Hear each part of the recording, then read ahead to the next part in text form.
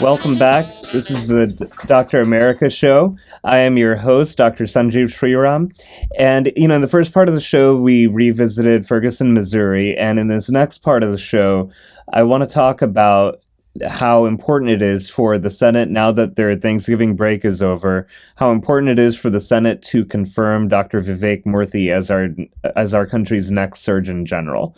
I had done a brief segment on this in a previous episode, but I think it's actually pretty important for us to understand both what the role of the Surgeon General is and why it's so important for our public health, and then also why I feel, and thousands and thousands of health professionals agree with me on this one, that Vivek Murthy is the right person for the job. So let's look at the role of and the job of Surgeon General of the United States first. So basically, the Surgeon General of the United States is in charge of the U.S. Public Health Service Commission Corps. They're also called the U.S. Public Health Service Corps. And basically, what that job means is that they have a lot of important duties. That corps is made up of about anywhere from 2,000 to 20,000 health professionals with a lot of different capabilities, talents, and areas of expertise. And all of these important duties can be summed up in the quote-unquote protecting, promoting, and advancing the health and safety of the nation. The Corps has been there to help us through Superstorm Sandy, Hurricane Katrina, terrorist attacks like 9/11 and the Oklahoma City bombing, and they've even gotten involved with international disasters like that earthquake in Haiti from a couple of years back and the current Ebola outbreak in West Africa. So the Public Health Service Commission Corps is a pretty special group of very talented doctors, public health experts, and their leader, the one who is actually in charge of running their operations on a day-to-day basis, is the Surgeon General of the United States.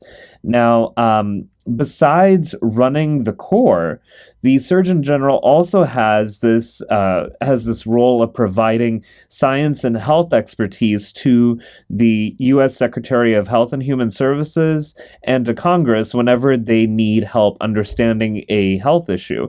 So you can imagine when Ebola started becoming a bigger and bigger issue, with that finally garnered the attention of the United States, it would have been really helpful to have a Surgeon General right there with Dr. Frieden from the CDC to explain to the public and to the members of Congress just what the Corps was going to do, like the Public Health Service Corps was going to do, but also what Americans can do and understand during the Ebola outbreak. So the Surgeon General job is pretty important.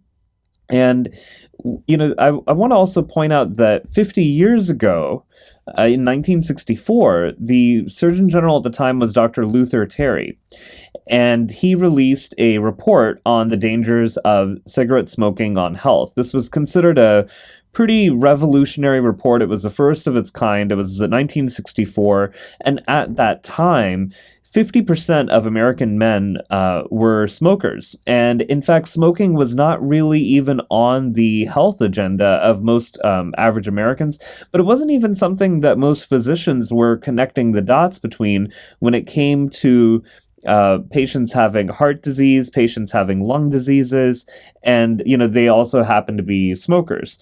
And by releasing this report, what it did was that it served a huge educational component. It actually got the country to look at this habit and understand its relationship to their health. But it also did this really important job of giving the medical community a notice that, hey, we need to spend more time on this. We need to look at this, research it, try to figure out what it is that is, damaging our patients' health. And it actually, the first report was based off of about 7,000 articles that had been the products of really good research and and research studies, and that 7,000 then grew, I mean, exponentially. And over the past 50 years, we've seen millions of studies done on the relationships between smoking and a whole lot of different health outcomes, and it has meant a lot to the public. You know how I was saying before that over half of American men smoked in 1964? Well, the numbers are less than half of that now. And so, you know, the Surgeon General does have a very big part to play in all of that. And if you think about it, you know, there is a Surgeon General warning label on every pack of cigarettes, and it's actually popped up on bottles of alcohol also, starting in the 80s. That, you know, that label started you know, being extended to alcohol products. So the messaging and the education that the Surgeon General provides the country is immensely important, and it's something that we could really use right now. Another piece of that education is not always going to be a biomedical piece. There are going to be times where the Surgeon General does an important job of reducing the stigma of a disease. The best example of this is with HIV and AIDS. In the 1980s, Dr. C. Everett Koop issued a report, and this was against the recommendations of the Reagan administration at the time. There were a lot of conservatives in the president's team who were very concerned about the Surgeon General issuing a report about HIV, mainly because in that report he recommended that sex ed be part of late or elementary school. That, you know, children who are just about to enter puberty should be getting some kind of education about their sexual health and how HIV and AIDS fits into that. And he did include recommendations about how condom usage would prevent transmission of the virus. And you know, being able to take this disease that when it first emerged was considered a gay plague, it was considered God's wrath against undesirable behaviors, and actually taking that and saying, no, we can apply science to this, we can put a stop to this, and the only way to do it is not by shaming the people who have it, but by better understanding it as a biological process. So, you know, Dr. C. Everett Koop did a, you know, really important service to the country in taking stigma out of the equation. We're still working on that, but I think that, you know, the Office of Surgeon General deserves a lot of credit for, you know, taking that bold step in the conversation. So here we have this office, right? The Office of Surgeon General, and we clearly have experience with it being a source of education, being a source of inspiration for the medical research community, and for being a really powerful voice to the general American public about important health issues of our time. And now we have a very qualified nominee, Dr. Vivek Murthy. So I think that it might help. I know him personally. He's a wonderful guy. I've had the honor of you know, having coffee with him and you know, getting to know him as a person. But I know that not everybody gets to have that opportunity. So I thought I would try to help you introduce him to you, my listeners, so that you can get to know him better and maybe share his accomplishments with your fellow family members and colleagues. So Vivek Murthy went to Harvard for his undergrad, and he was a biochem major, and he graduated magna cum laude. So pretty smart guy. And this smart guy went to Yale and got himself both an MD and an MBA. So that's a medical degree and a business degree from a pretty big school, Yale.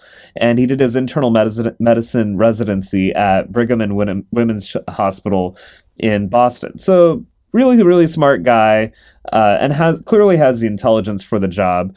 But, you know, it's not enough just to be smart. You also have to have some leadership skills, and Vivek has an immense amount of leadership experience. He founded a company called Epernicus, which helps bring new drugs to market with better safety and efficiency, because what Epernicus does is that it brings together scientists who've been doing all these clinical trials, and they get to share their knowledge base in a high quality, efficient manner, so that their work, which would eventually become these pharmaceuticals, are safe, research-based, and are reaching the people who need them most in a more efficient manner. So, this is some pretty and all of what Copernicus is doing is taking advantage of like the most high-tech communications and information sharing technologies out there. And Vivek is the brains behind this. The man's also got tremendous heart. He has formed and co-founded nonprofit organizations which empower women in India in these rural villages to be health educators and to inspire other women to take charge of their health and to share that knowledge and that know-how with their fellow villagers. So I think that this is somebody who has the intelligence, he has the leadership skills, he has the organizing ability, he has that talent of being able to bring together great minds, get the best out of them, and then bring it back to serving his fellow man. So I've always been impressed with the Vivek. Hopefully this little micro bio of his will impress you guys too. And please take take this and let your senator know that it is time to confirm our top doc now. The Senate has been meeting recently to decide how to get through some pending confirmations in the judicial system, but this is a position that also needs to get confirmed. And I highly recommend that you guys give your senator a call.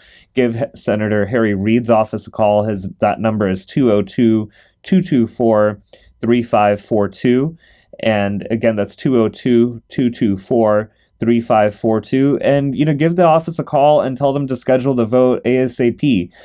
Tweet your senator, leave a comment on their Facebook page, and, use that hashtag TopDocNow and tell them that Vivek Murthy needs to be our Surgeon General. It's time to put health before politics and let this health professional get to work. All right, so that's what I wanted to share with you guys about the Surgeon General. When we come back, I want to refocus on something that each of us ought to be doing this holiday season to stay healthy, and that is get a flu shot. More on that when we come back.